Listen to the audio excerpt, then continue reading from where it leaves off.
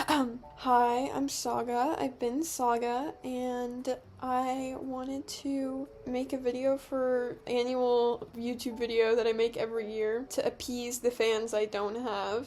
Maybe my club members. They like me. They like me a lot, I think. Maybe. Some of them do. I know some of them. I think they do.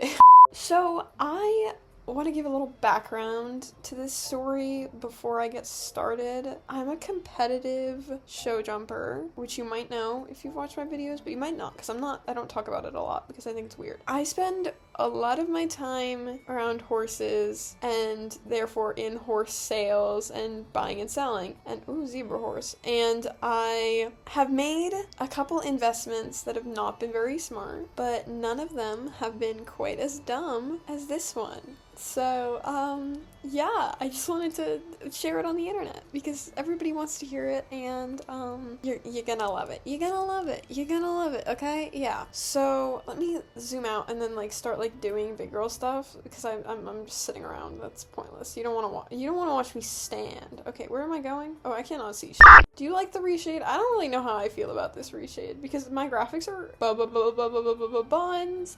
Maybe we'll do high scores. No, I can never focus when I'm doing high scores. Let's be so for real right now. What the hell am I on about? I guess we'll just do things. I'll just explore. I'll spend money. So to start this off, I was looking for a horse in what I would say is early summer, late spring of 2024. Hey, this is Editing Saga. I don't know why the I said that. I got him in March. I was with a trainer who you're gonna learn throughout the story is very negligent and who I should not have been with, but at the time I wasn't really as well versed in horses as I am now. So hopefully if you're in this situation, I can maybe help you see the warning signs before you get as royally screwed over as I did. Cause I spent a lot of money on a horse I can no longer ride, and that's gonna be the crux of this video, but we'll get into it. But watch to the end if you think you're being exploited, because you might be.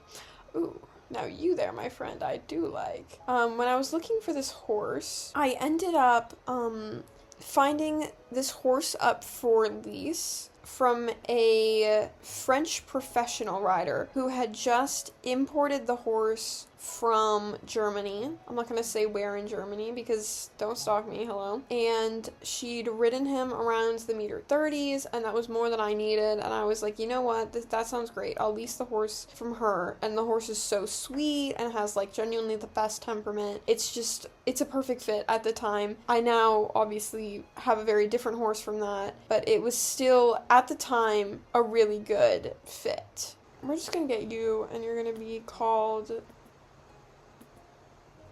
Corn Dancer. That's great. That's who you are. I don't really care about the horse names. I'd be so dead ass. It really doesn't bother me. You're going to my stable and I'm never gonna ride you again. I rode the horse around the low children's. I wasn't doing anything big on the horse, and I was going to move to a new state and I was going to bring the horse. I'd had the horse for about a year, and I decided the best thing to do was to buy the horse. Now, before you think, oh, Saga, there's nothing wrong with that. You had a good horse and you bought it. There's no problems, right? Right? Yeah, no. So I had, with this horse, even before purchasing it, had problems with the horse essentially tripping and falling to its knees and basically almost rotationally falling on nothing at all. I don't have an aquatique and I'm not gonna get a normal one, so maybe I should just get this one. It's 400 star coins. Okay, that's cute. Nixie Mystic. Yeah. I know I'm gonna get hate for these names. I'm sorry. You're just gonna deal with it. I'm sorry. It does not matter to me at all. Nothing I don't think could matter less to me, actually. Anyway,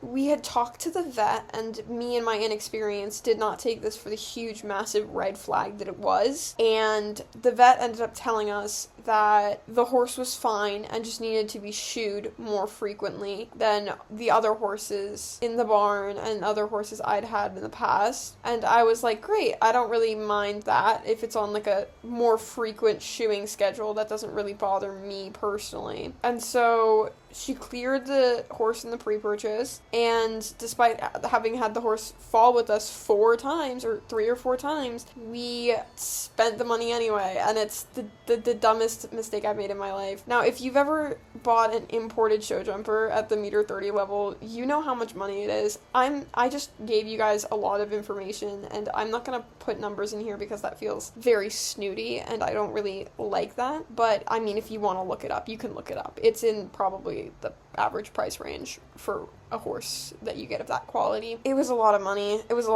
And at least for me, it was a lot of money. Maybe for a billionaire, it wouldn't be a ton of money, but for me, like, even as someone who's very well off, it's not something that you could just, like, brush off, you know? So I bought the horse in June of 2025, despite having had the problems with the horse collapsing to the ground, with the encouragements of my trainer to do so. And I ended up taking the horse to a show right after I had finished up classes, and we went clear for 2 days, so the horse is really good. The horse is, I'm not kidding, this horse was great. And then on the 3rd day, we were in the warm-up ring. We got the perfect distance to a jump. Like, there was nothing else that either of us could have expected of that jump. It wasn't long or short, it was literally just normal. And the horse falls and collapses to the ground after we were told that it was completely cured, and it very clearly is not. And I happened to snap my collarbone in half. Like, completely separate. They're divorced. They're completely separated from one another. And it was just like, oh shit, we messed up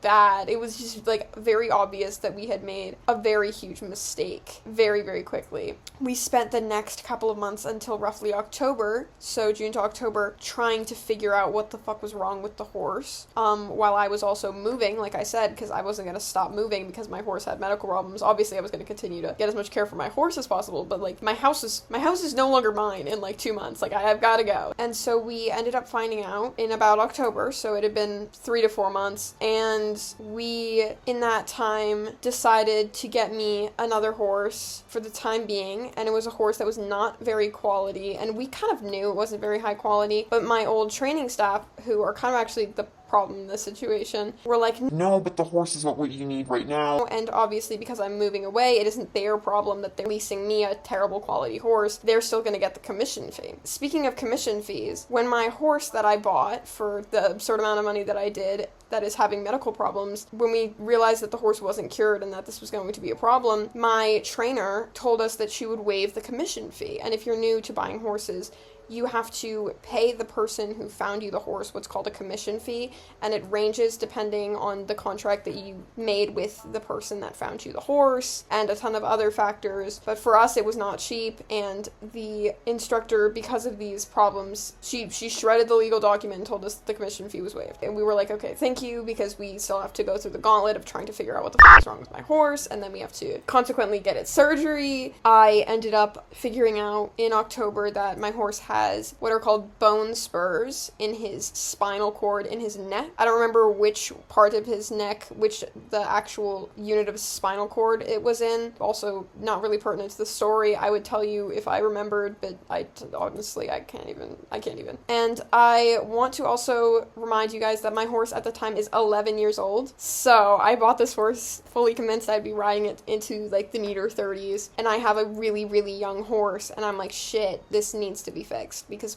what are we gonna do? We have this really young horse that he's so well tempered and balanced and such an easy ride. Like, we gotta figure out what's wrong. So we get told our options, and we have one option is to kind of just leave it be and retire the horse, and the other option is to get the horse surgery to remove the bone spurs in his neck. And the surgeon basically said it was 50-50. Actually, the doctor said it was 50-50. If you know surgeons, they're going to give you better odds because surgeons like to cut. So they gave us 75-25, but the doctor said it was 50-50. Or the vet. Sorry, I don't know why I'm saying doctor. Not that they aren't, you know what I mean. And so we ended up deciding that we were going to get the horse the surgery, the experimental surgery. And they basically just brought over the treatment from Germany. They've been doing it in Germany for 3 or 4 years, and they've been doing it in Germany for like 5 years, and in the US for like 2. And so we were like, you know what, we have nothing to lose, even though we absolutely did, and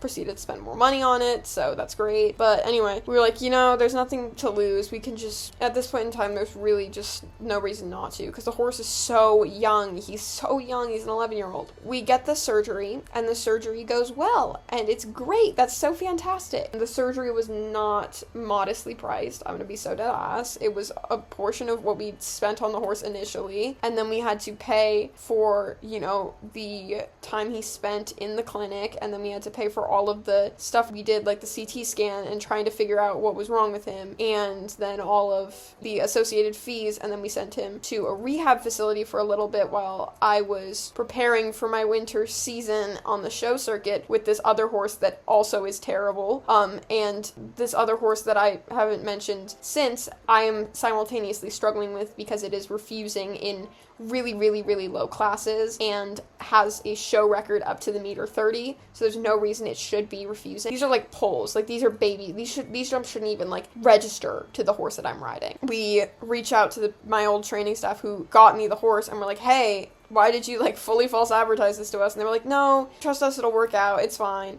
And obviously I'm not training with them anymore because I've moved away, so there's, that's the reason they sold me the fucking horse in the first place. They wouldn't have done it if I was staying with them, because then they would have had to deal with it, and they wouldn't have wanted to, because that's how bad the horse was. It just had really, really bad show anxiety and like no muscle, and I was like, what is going on? And I kind of knew that when I got the horse, but I had to leave in like a week and move away, and I was so desperate that I was like, you know what, I cannot go without a horse, so I'll just bring this one.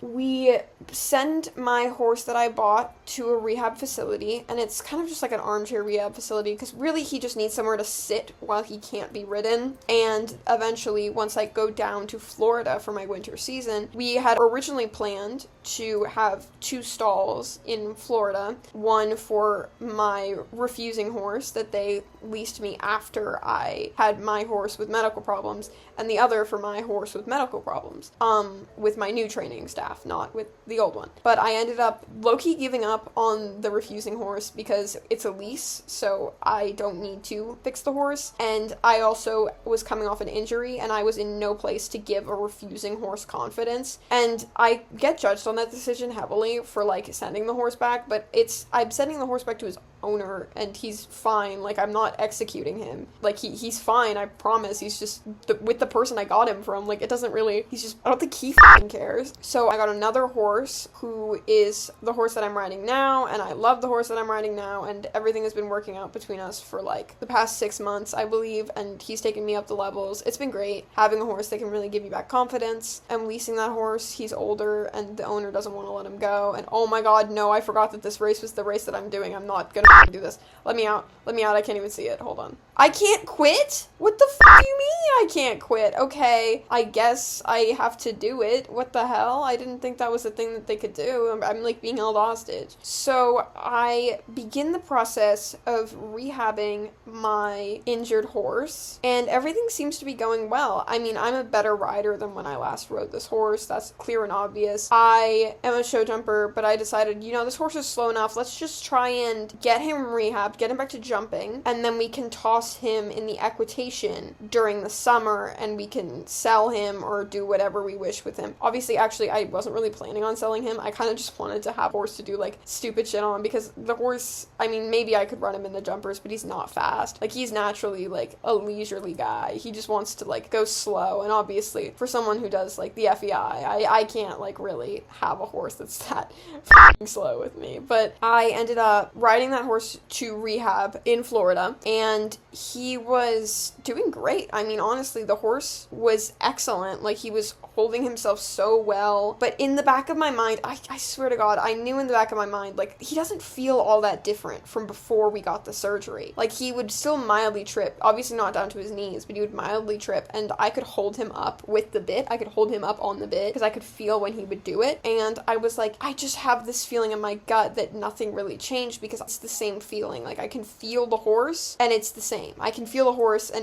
there's no difference. The tripping, like, there's no different feeling in the ride. And so I ignored these feelings, because I do that a lot, and I ended up continuing to ride the horse. It was looking really, really good. The horse looked so scopy. He looked so great. And I took him home after Florida, and we were like, okay, let's get ready to put this horse in the equitation like you wanted to. And we took him over one jump at the start of just a random lesson. We jumped the first jump. He goes 2 strides after the jump and collapses to his knees. And I completely flip off of his head. And I think in my mind, because the last time he tripped like this was almost a year ago when I broke my collarbone, and I broke my left collarbone. So in my mind, I'm thinking, don't land to the left. Don't land to the left. Don't land to the left. But I'm not thinking land to the right. I'm just thinking don't land left. So I end up landing straight on my neck and straight on like my front. If you've seen the video, I'm not going to attach it, but if you've seen the video, you know what I mean. Like I just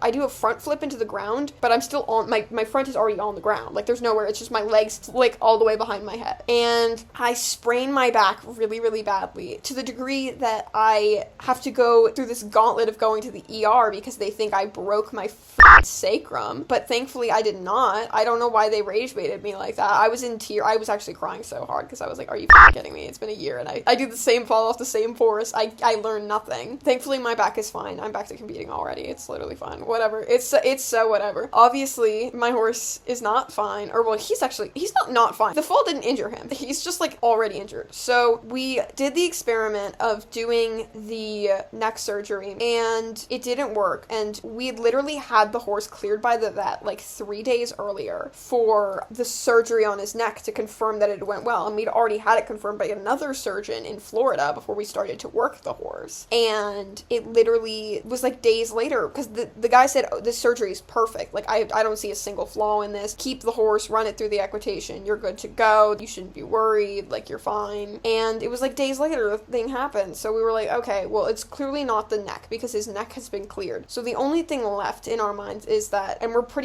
sure about this, the horse definitely has something neurological, which is, it's so it's all happened pretty recently, like the final diagnosis thing. I was told by my trainer and by the people around me that if I really, really wanted, I could try one last time to maybe figure out what's going on and keep riding the horse or whatever. But I was like, no, I'm not gonna risk myself like this. It's because I've already almost broken a bone and fully broken a bone on this horse. I'm not gonna risk my life and my safety on something that like it's completely fruitless. I don't want to sell the horse because it ruins my reputation as someone who sold this horse to someone else. Watch it do the same thing to a child because I can't trust it to not do that anymore. Like watch me sell it to a like really young equitation rider and then end up in the fucking news because the horse trips again and kills this kid. Like that's not something I want for my reputation. That's not something I want for the horse because that horse is going to get euthanized, and that's not something I want for the kid who's going to be dead. Like I also get told there are 2 ways to do this. I can euthanize the horse or I can retire it. Now I just said this is a 12-year-old horse who is likely going to live for 17-ish more years, which means I will be carrying the fees of this horse's retirement into adulthood, or I could euthanize it. And obviously you know me, I did not make the decision to euthanize this horse. This horse is going into retirement. I know that I am going to have to deal with the fees every single month for this horse's retirement, which I'm not excited for, but I'm not going to euthanize a young horse that can fully live a good life in the field. Like that is bullshit. I'm not going to do that. That's not who I am. That's not who I want to be. And I think that's really bad karma as well. Plus I really love this horse. I'm going to be so honest. I was really hoping this horse would snap back because I do love this horse. Oh, it's such a shame. It is such a shame, but he is fully retired now. I want to tell you guys the absolute icing on the cake of this story.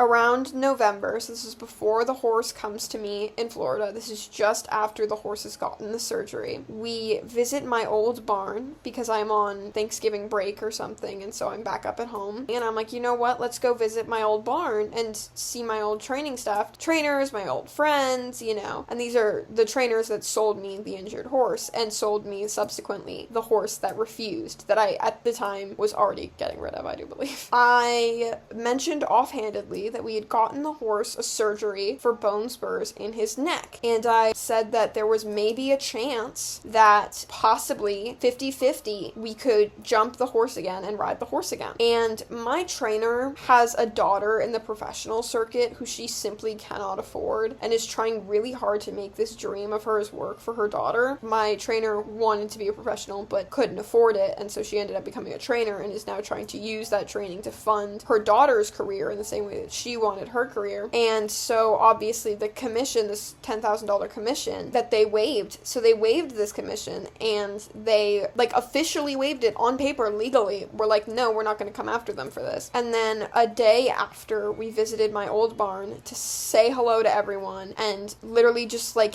give them pumpkin pie for Thanksgiving, they sent us a bill for the $12,000 commission and said, if you don't pay it, we're taking you to court. And I was so heartbroken because this is like people that I trusted for so long, and these are like the people that I let advise me and that I held in such high regard, and I've just been completely backstabbed, and it really honestly did hurt really, really bad. Now I think I'm just angry, which is great, honestly, for me, but it's such bullshit that they were going to try and charge us for that. Obviously, we responded by saying, you owe us $35,000, we'll see you in court, because, you know, for all of the money that we spent on the surgery. Sorry, we spent your commission money on the surgery we had to get for the horse that you told us to buy with your advice. We've gotten no response since, and I'm also guessing they really have no legal standing anymore too, because the horse is actually retired. Like, the horse didn't end up being able to return to jumping. However, life goes on.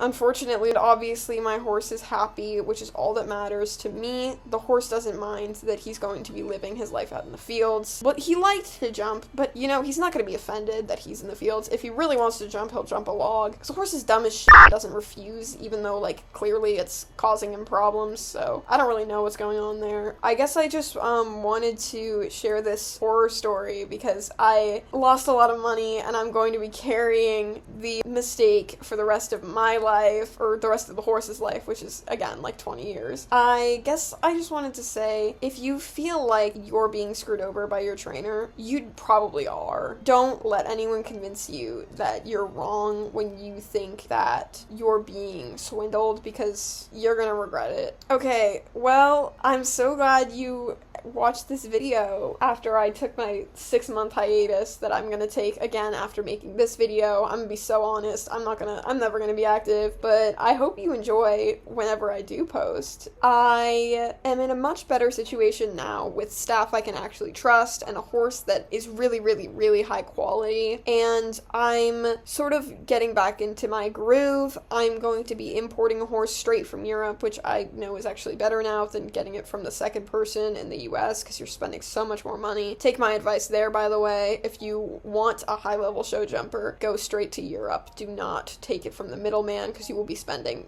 upwards of $50,000 extra on a horse you could get the out of my way, on a horse you could have not had that spent on. So, and you know, we're equestrians, we have to save money where we can, because otherwise we are gonna go bankrupt. Yeah, thank you so much for— Get the out of my way, you ugly bitch! If you will subscribe to me, I would appreciate it, though I don't really post often, so I understand if you don't want to do that, but at least like this one, I think, right?